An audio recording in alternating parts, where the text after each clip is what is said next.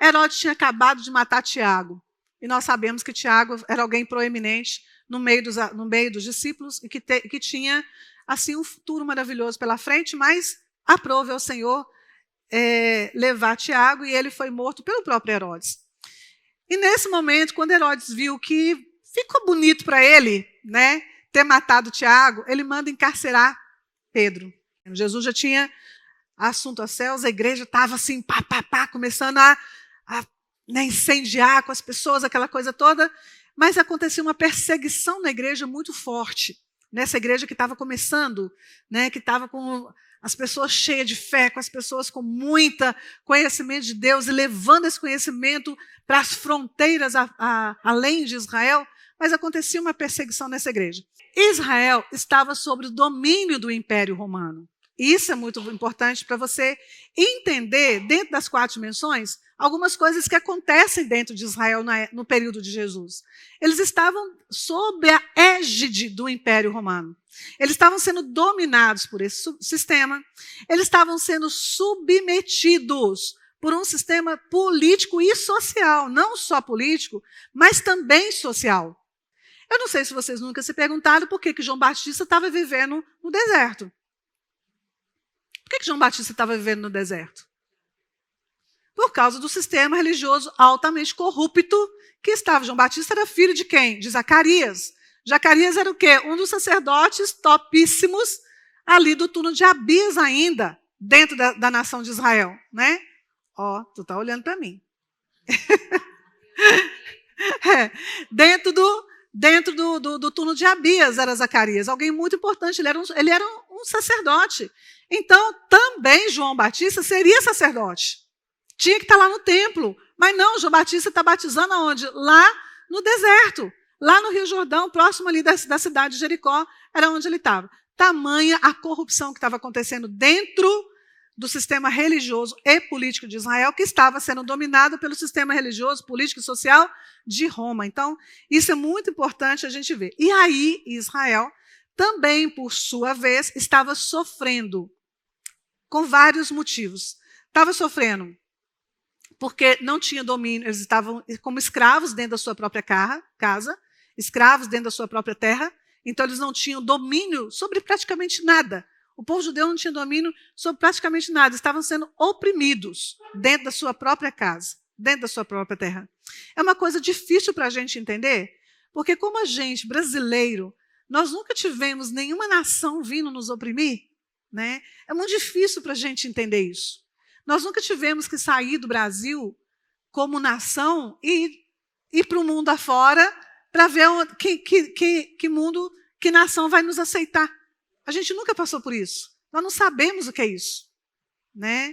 Eles não, a nação inteira teve que ir embora do seu país no ano 70 depois de Cristo e nunca mais voltar. E voltar só agora em 1948. Gente, é 2000 anos de uma nação inteira fora do seu próprio país. Então, Roma, nesse momento, está representando ali um poder político muito forte, tão forte que era capaz de corromper toda a nata da sociedade daquela época. A nata dos sacerdotes e a nata política também de Israel. Até por isso, o julgamento de Jesus foi um julgamento totalmente imoral e ilegal. Foi o julgamento dele. Não podemos negar que assim foi também por permissão de Deus. Né? A gente não pode negar. Assim foi por permissão de Deus. E assim foi porque Jesus também se entregou. Então a gente sempre fala, né? Ninguém matou Jesus. Enquanto Jesus não quis ser pego, não quis, né? Não permitiu ser pego, ele nunca foi. Ele nunca foi. Certo? Então, o poder político, o domínio, a opressão, tudo isso Roma significava ali. O invasor, o povo de Israel olhava para Roma e olhava como invasor. A língua grega vai ser alinhada totalmente com aquele pensamento. Já a língua hebraica, não. A língua hebraica é uma língua de Israel, é uma língua bíblica, desde sempre, alinhada ao pensamento do Deus único.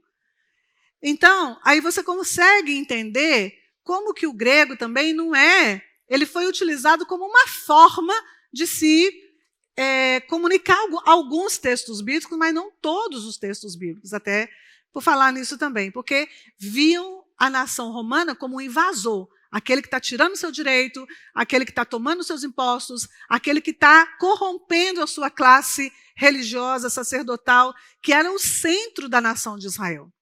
Pois bem, só que vem esse Herodes. E o Herodes, não sei se vocês sabem também, mas o Herodes, ele foi imposto rei sobre Israel. Né? Ele foi um rei imposto. O Herodes não era um rei legítimo de Israel. Isso é muito importante colocar, até para vocês entenderem questões bíblicas lá na frente. Ele era um rei imposto. Quem impôs esse reinado para ele? Quem o criou. Herodes era uma pessoa nascida dos edomitas, que estão ali próximo de Israel, que são descendentes lá de trás, mas bem lá atrás, de Esaú. Lembra de Esaú? Né? Esaú e seu irmão Isaac. Desculpa, Esaú e seu irmão Jacó. Né? O Esaú desprezou a sua bênção, ele despreza a sua bênção, ele vende porque ele despreza a sua bênção, porque ele não dá valor àquilo, e quem deu valor foi Jacó, que fez tudo o que pôde para poder pegar a bênção da primogenitura para ele. E de Esaú vem o povo de Edom, chamados Edomitas, e do povo Edomita vem o rei Herodes. Só que, agora olha que interessante, olha só, que ironia da história, né? O rei Herodes, esse Herodes, ele não tinha direito legal ao trono. Mas, se Esaú tivesse assumido a sua primogenitura e a sua bênção, o rei Herodes seria rei legítimo. Olha o desenrolar. Olha o desenrolar. Muitos séculos depois, vem um rei que deveria ser o legítimo, mas era ilegítimo por causa de uma bênção que foi vendida lá atrás, e agora ele quer ser reconhecido como legítimo. Quem faz isso? Quem faz isso? Roma. Porque Roma vai lá, pega esse rapaz ainda jovem, ainda menino, leva para Roma, trata dele, dá uma roupagem toda romana para ele, toda estudado com as leis de Roma, com tudo de Roma, vai para Israel e vai falar, olha, Israel vai aceitar esse rei. Por quê? Porque eles são parentes. Então a gente vai pegar um rei que pensa como nós, que estudou as nossas leis, que sabe a nossa língua e nós vamos comprá-lo e ele vai ajudar a impor o nosso pensamento dentro de Israel, o nosso domínio, o nosso império. Mas ele não era legítimo e ele sabia que ele não era legítimo. Tanto sabia que não era legítimo que manda matar. Esse Herodes, então, se torna uma grande ameaça para dentro de Israel. Mas também havia uma grande ameaça para esse Herodes, que tinha a intenção de impor dentro dessa nação a cultura, o pensamento, a política e o social dessa nação invasora chamada Roma. Quem está impedindo Herodes agora, já que Jesus morreu? Quem está impedindo ele? Os discípulos de Jesus. Esses discípulos, chamados os do caminho, eles eram a maior ameaça em potencial para eles. Era esses caras, eram esses seguidores. Era a maior ameaça, podia destruir, podia ruir tudo. E talvez, nem Pedro, nem Paulo, nem João, nem Tiago sabiam do protagonismo deles naquele momento daquela história. Dessa mesma forma, talvez nós não temos a total noção do protagonismo que nós exercemos na nossa era, na nossa época, para esse tempo que se chama hoje que a gente vive. Quando você vê semente, pode ter certeza, quando você vê semente, o seu opressor, ele já viu o quão importante você é e o quão fruto você vai dar. Com fruto você vai dar. Você vai virar árvore. E o seu opressor, ele quer te matar, é ali. É na hora que está começando. Porque você acha que você é só uma semente.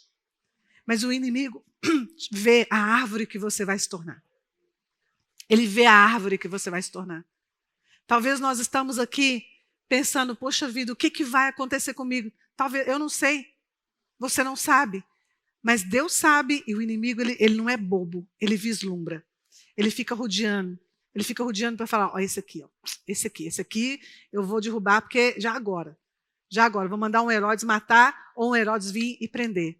Porque a gente vê semente, mas Deus vê a árvore que cada um de nós vai se tornar. E quais os frutos que a gente está fazendo dessa forma aqui. Agora, olha um para o outro aí. Dá uma olhadinha um para o outro. Acha aí. E fale, você é uma ameaça. Por isso que você está com tanta dor, porque você é uma ameaça para o inferno. Entendeu? Eu sou mesmo. Eu sou ameaça. Você é uma ameaça para esse sistema social e político tentando entrar na nossa nação e no nosso mundo nessa época, nesse tempo. Nós somos uma ameaça para esse sistema que tenta nos dominar, que tenta impor, que tenta trazer o seu pensamento ideológico, que tenta trazer o seu pensamento social e político, que não coaduna com o reino, que não fala a língua do reino. Um sistema que fala grego, não fala hebraico. Por isso que vocês estão aqui.